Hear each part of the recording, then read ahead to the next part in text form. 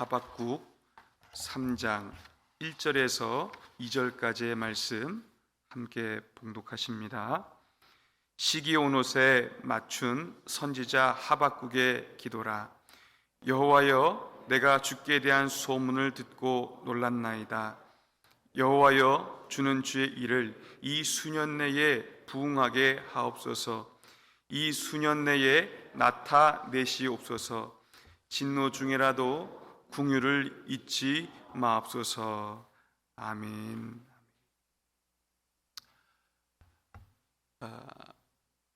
하박국 3장은 하박국의 기도와 찬양으로 구성이 되어 있는데 이 시작이 아주 독특하게 되어 있습니다. 시기 온옷에 맞춘 하박국의 기도라. 이 시기 온옷이라는 것은 어떤 리듬을 이야기하는 겁니다. 거기에 맞춰서 하박국이 기도한다. 이것은 하박국이 레위 자손의 후손으로서 여호와의 성전에서 찬양을 담당하던 자였기에 가능한 것임을 우리가 알 수 있는 것이죠. 그런데 이 시기 온옷이라는 이것은 슬픔의 노래라는 의미를 갖고 있습니다. 그러면 찬양대로 있었던 하박국이 왜 하나님 앞에 그 응답을 듣고 나서 슬픔의 노래로, 슬픔의 기도로 이 3장을 시작하고 있는가? 그것은 하나님께서 주신 하박국에게 대한 메시지, 하나님이 심판하시겠다고 말씀하시죠. 그 심판은 하나님의 진실한 백성들에게는 승리요, 영광이요, 위로요, 기쁨이 되지만 불의한 자들과 악행하는 자들에게는 진노의 잔이요, 멸망의 심판의 날이 될 것이기 때문에 그렇습니다. 오늘 이 본문을 통해서 하나님 앞에 간구하는 이 하박국의 메시지가 무엇인지를 한번 살펴보고 우리에게 주시는 은혜를 좀 더 나누려고 합니다. 첫 번째는 하박국은 하나님 앞에 부흥을 구하고 있습니다. 우리 하박국 3장 2절 말씀 함께 읽겠습니다. 여호와여, 내가 주께 대한 소문을 듣고 놀랐나이다. 여호와여, 주는 주의 일을 이 수년 내에 부응하게 하옵소서. 이 수년 내에 나타내시옵소서. 진노 중에라도 긍휼을 잊지 마옵소서. 아멘. 부흥이라는 단어는 성경에 딱 한 번 등장하는데 바로 이 하박국 3장 2절에 한 번 등장을 하는 것이죠. 그런데 이 부흥을 하박국 선지자가 어떻게 표현하느냐? 주의 일을 이 수년 내에 부응하게 하옵소서, 이 수년 내에 나타내시옵소서라고 두 번이나 간청하고 있는 것을 발견하게 돼요. 이 부흥의 단어적인 의미는 죽은 것과 같은 자를 다시 살려내는 것을 의미하고 있어요. 단어적인 의미입니다. 죽은 것과 같은 자를 다시 살려내는 것. 그러면 이것이 주의 일과 연결이 되어 있습니다. 주의 일과. 그러면 이것을 오늘날 우리말로 다시 바꿔서 해석을 하면 이것입니다. 여호와여, 바벨론을 통하여서 남유다를 심판하시되 하나님 앞에 죽은 자 같은 이 백성을 다시 살려주옵소서. 지체하지 마시옵소서. 이것이 하박국이 하나님 앞에 올려드리는 기도라는 것입니다. 그러면 이 주의 일을 통하여 하나님이 다시금 이 남유다 백성을 살려달라, 이러한 고백을 하고 있는 것인데 이 주의 일이 어떻게 펼쳐질까요? 제가 월요일 날도 예레미야 애가 말씀을 통하여 바벨론을 통한 심판의 참상이 어떠한지를 잠시 말씀드렸죠. 그들이 자녀를 잡아먹고 그 바벨론 군사를 통하여서 방화와 약탈과 겁탈과 살육이 만연하게 되고, 그로 인한 피가 그 땅에 흥건하고 다 포로로 잡혀가는 그러한 참상이 일어나는데, 그것이 얼마나 고통스러우면 하나님이 일으키시는 그 부흥의 역사 가운데 덧붙이는 그의 기도는, 하나님, 진노 중이라도 긍휼을 잃지 마옵소서. 그러면 부흥은 죽은 것과 같은 자를 살리는 것인데, 그것이 남유다에게 왜 필요할까요? 그들에게 왜 부흥이 필요할까요? 왜 그것이 필요하길래 두 번이나 하나님 앞에 수년 내에 하나님 부흥케 하옵소서, 주의를 나타내달라고 간구할까요? 이것은 남유다 백성이 하나님 앞에서 죽은 자와 같았기 때문에 그렇습니다. 예레미야를 보면 그들의 영적 실상이 그대로 나열이 되어 있죠. 몇 가지로 그들의 죄악들을 정리하자면 4가지로 정리할 수 있어요. 하나는 그들의 마음이 하나님으로부터 떠나 있었다는 것입니다. 예배가 있어요. 중요한 절기들도 지켜요. 성전도 출입합니다. 그런데 이사야 고백처럼 입술로는 나를 공경하나 마음은 나에게서 떠났다. 그죠? 종교적인 행위는 있지만 그 마음에 하나님이 없어요. 우리의 심장과 폐부를 감찰하시는 하나님이 종교적인 행위, 그 허울로 뒤덮여 있는 그들의 속사람이 얼마나 부패했는지를 알고 계시고, 그것을 예레미야 선지자를 통해서 고발하고 계시는 겁니다. 두 번째는 안식일을 우습게 여겼습니다. 안식일은 모세의 율법보다 앞선 것이죠. 하나님이 이 땅을 창조하실 때에 주신 하나님의 창조 언약입니다. 반드시 지켜야 되는 거예요. 그런데 이것을 우습게 여겨요.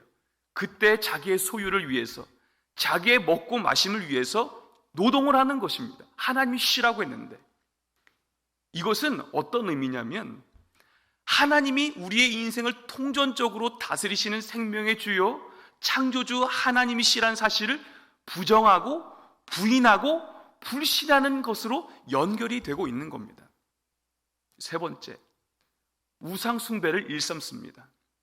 마음이 떠나고 하나님을 인정하지 않는 그들의 삶의 당연한 수순이죠. 심지어 몰렉에게도 자기의 자녀들을 불태워 드릴 만큼 그들의 영적인 눈이 완전히 어둠으로 뒤덮여 있는 것을 발견하게 됩니다. 마지막, 하나님의 선지자들을 박해하고 죽이려고까지 했죠. 하나님의 선지자는 하나님의 말씀을 대언하는 역할을 하는 거예요.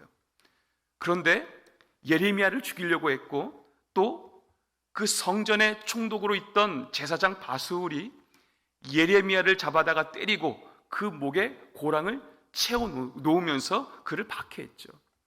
그 예언이, 그 말씀이 그들에게 들리지 않는 거예요.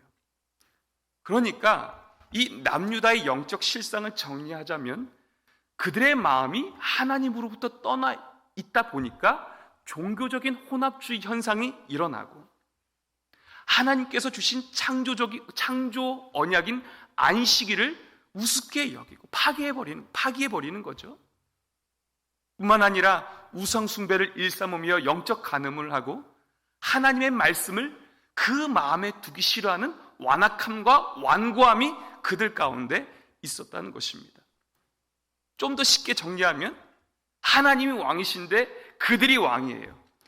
인생의 기준이 되어 있어요. 자기의 소견에 옳은 것이 선입니다. 들리지가 않아요. 하나님의 일하심이 보이지가 않아요. 그러니까 하나님 앞에 부르짖을 것이 무엇이 있겠냐. 살아있는 자 같으나 실상은 죽어있는 자 같은 거예요. 죽어 있어요. 그러니까 그들에게 뭐가 필요하다고요? 다시 살리심이 필요한 거예요. 살려냄이 필요한 거예요. 이것이 부흥이죠. 부흥이 필요한 것이죠. 무엇이 그들을 이렇게 만들었습니까? 무엇이 남유다 백성을, 하나님의 백성을 그렇게 비참하게 만들었습니까? 이 죄죠, 죄. 이 죄가 하나님과 백성의 관계를 단절시켜 버리는 거예요. 파괴시켜 버리는 것입니다. 죄가 하나님의 본체이신 예수 그리스도를 저주의 나무에 달려 죽게 만들었습니다. 죄를 우리가 우습게 볼 것이 아닙니다. 얼마나 가공할 만한 파괴력을 갖고 있는지요. 하나님의 어떠한 신실하신 그 말씀, 하나님의 은혜, 심지어 하나님 본체이신 예수 그리스도께서 그 저주의 나무에 달리게 만들 정도로 가공할 만한 파괴력을 갖고 있는 것이 바로 죄의 능력입니다. 그러면 다시금 남유다를 부흥하기 위해서, 그들을 살리기 위해서 하나님이 반드시 거쳐야 될 과정이 있습니다. 부흥을 위한 필수적인 과정은 바로 죄를 소멸시키는 거예요. 암덩어리와 같이 그들에게 깊숙하게 있는 그것을 도려내버려야 되는 거예요. 그 죄악을 다 불살라 버려야 되는 거예요. 다 그 죄의 권세를 무너뜨려야 되는 거예요. 그럴 때에 하나님과 백성의 관계가 회복이 되는 것입니다. 그럴 때에 남유다 백성이, 하나님의 백성들이 다시금 살게 되는 거예요. 부흥을 위해서 반드시 하나님이 거치게 하는 과정은 죄를 소멸하는 것에 있는 것입니다. 그러면 우리는 여기에서 꼭 기억해야 될 것이 있습니다. 그 심판이 너무 고통스러워요. 아프죠? 피하고 싶습니다. 웬만하면 그 길을 걸어가고 싶지도 않고 마주하고 싶지도 않아요. 그런데 그걸 아십니까? 백성을 위한 하나님의 심판이 얼마나 큰 은혜라는 사실인지. 지금도 별로 동의를 잘 안 하시는 분위기 같아요. 심판도 하나님의 은혜라니까요. 징계가 없는 자는 사생아예요. 그죠? 심판은 살리기 위한 것입니다. 우리 에스겔 11장 19절 말씀 20절까지 한번 읽어보겠습니다. 시작. 내가 그들에게 한 마음을 주고 그 속에 새 영을 주며 그 몸에서 돌 같은 마음을 제거하고 살처럼 부드러운 마음을 주어 내 율례를 따르며 내 규례를 지켜 행하게 하리니 그들은 내 백성이 되고 나는 그들의 하나님이 되리라. 아멘. 바벨론으로 같이 포로로 잡혀간 에스겔에게 임한 하나님의 말씀이잖아요. 그 심판을 통해서 하시고자 하는 일이 있다는 거예요. 뭐예요? 한 마음을 주고 하나님의 영을 주고, 그래서 돌과 같이 딱딱하게 굳어진 마음을 깨뜨리고 제거해서 살처럼 부드러운 마음을 준다는 거예요. 그래서 결국에는 뭘 한다고요? 하나님의 율법을 따르게 하고 하나님과 백성의 관계를 하나님이 그 바벨론 심판을 통해서 회복시키겠다는 것을 말씀하고 있는 것입니다. 이것이 은혜죠. 그죠? 우리 예레미야 말씀도 함께 보겠습니다. 24장 7절 말씀 시작. 내가 여호와인 줄 아는 마음을 그들에게 주어서 그들이 전심으로 내게 돌아오게 하리니 그들은 내 백성이 되겠고 나는 그들의 하나님이 되리라. 아멘. 바벨론 심판으로 인해서 그들이 고난받는 것이 얼마나 큰 고통이고 아픔이고 비극인지 알지만 그 과정을 통해서 하나님은 그 죄를 도려내시겠다는 거예요. 그 과정을 통해서 내가 여호와인 줄 아는 마음을 그들에게 주어서 전심으로 내게 돌아오게 하리니 하나님과 백성의 관계를 회복시키시겠다는 거예요. 이것이 얼마나 큰 은혜입니까? 영적인 소경이요, 그죠? 하나님의 말씀이 들리지 않는 귀머거리요, 하나님의 은혜가 무엇인지도 알지 못하고 선악간의 분별을 하지 못하는 그들에게 하나님이 먼저 찾아오시는 거예요. 바라지도 않았습니다. 소망하지도 않았습니다. 아니, 그런 생각조차 할 수 있는 그런 여지가 그 백성에게 없었어요. 근데 하나님이 살리시려고 먼저 찾아오셨어요.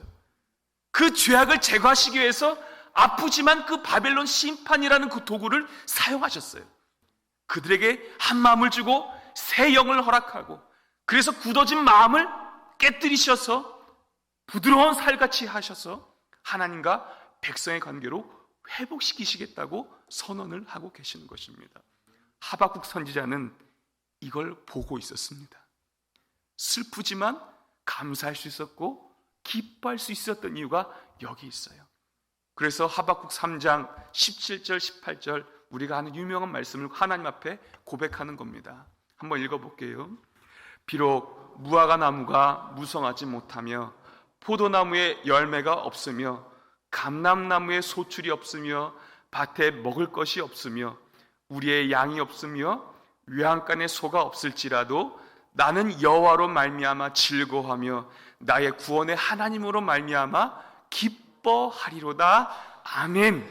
보세요. 무화과 나무, 포도나무, 감람나무, 그 이스라엘의 흔하디 흔한 과실수입니다. 그런데 앞으로 당할 심판날에 이것이 다 소출이 없다는 겁니다. 먹을 것이 없다는 거예요. 절망적인 상황을 얘기하는 거죠. 또 뭐가 없습니까? 밭에 먹을 것도 없어요. 우리의 양도 없어요. 외양간의 소도 없어요. 농경사회와 유목생활을 겸했던 그들에게 필수적인 것이에요. 이것이 없다는 것은 앞의 것을 다시 반복하면서 강조하는 거예요. 그러니까 그만큼 절망적인 상황이 심판으로 인해서 자기 민족에게 닥칠 것을 얘기하는 것 아닙니까? 없다는 거예요. 비참하다는 것입니다. 그런데 뭐라고 합니까? 난 여호와로 말미암아 즐거워한다. 그 구원의 하나님으로 말미암아 기뻐한다. 왜요? 그 과정을 통해서 하나님이 나를, 우리 백성을 다시 살리실 것을 믿고 그것을 보기 때문에 그런 고백을 할 수 있는 것입니다. 사랑하는 성도 여러분, 부흥은 커지는 것에 관심이 없습니다. 부흥은 살리는 것에 관심이 있는 거예요. 영적으로 눈멀고 듣지 못하는 귀머거리, 그래서 부르짖지도 못하는 그러한 벙어리와 같은 우리를 하나님이 다시 살리는 것에 관심이 있는 것이 성경입니다. 그것이 하나님의 말씀입니다. 하나님께서 죄로 말미암은 그 진노의 잔을 누구에게 다 쏟아 부으셨습니까? 예수 그리스도에게 다 쏟아 부으셨죠. 그죠? 심판의 진노의 잔을. 그로 말미암아 우리가 생명을 얻은 것이 얼마나 큰 은혜입니까? 우리 마지막으로 에베소서 2장 2절 3절 말씀 한번 읽겠습니다. 전에는 우리도 다 그 가운데서 우리 육체의 욕심을 따라 지내며 육체와 마음이 원하는 것을 하여 다른 이들과 같이 본질상 진노의 자녀이었더니 긍휼이 풍성하신 하나님이 우리를 사랑하신 그 큰 사랑을 인하여 허물로 죽은 우리를 그리스도와 함께 살리셨고, 아멘. 이것이 남유다와 같은 우리의 실상이었다는 거예요.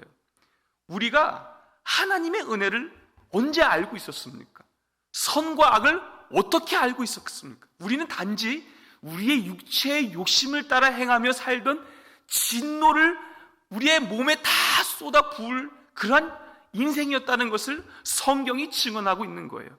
그런데 긍휼의 풍성하신 하나님이 우리가 바랄 수도 없고 소망할 수도 없는 우리에게 먼저 찾아와 주셔서 예수 그리스도를 알게 하시고 그 은혜 가운데 살게 하셨다는 것을 바울은 분명히 말하고 있는 것입니다. 사랑하는 성도 여러분, 때문에 부흥은 그냥 1년에 한두어 번 하는 어떤 행사가 아니라 하나님 앞에 사는 백성이라면 반드시 우리가 간구하고 붙들 기도의 제목인 줄 믿으시기를 바랍니다. 어떤 커지는 것을 말하지 않아요. 내가 하나님 앞에 다시 사는 것을 말하는 거예요. 그냥 뜨뜻미지근하게 사는 것이 아니라 성령의 조명하심 가운데에 우리의 죄악의 실상이 보여지고 하나님 앞에 회개할 것이 다시 한번 드러나면서 간절하게 하나님을 구하는 그러한 자리로 우리를 밀어넣어 주실 때에 그러한 부흥의 역사, 살리심의 역사가 저와 우리 모든 성도님들의 삶 가운데 일어나는 줄 믿으시기를 바랍니다. 주여, 주의 일을 이 수년 내에 부흥케 하옵소서. 이 수년 내에 나타내시옵소서. 이것이 오늘 저와 우리 성도님의 간절한 기도 제목이 되기를 예수님의 이름으로 축원하고 소망합니다. 기도하겠습니다.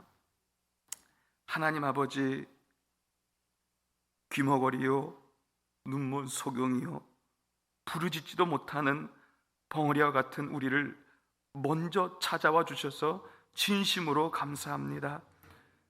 본질상 진노의 자녀인 우리에게 긍휼이 풍성하신 하나님의 사랑으로 우리를 그리스도와 함께 살리신 감사합니다.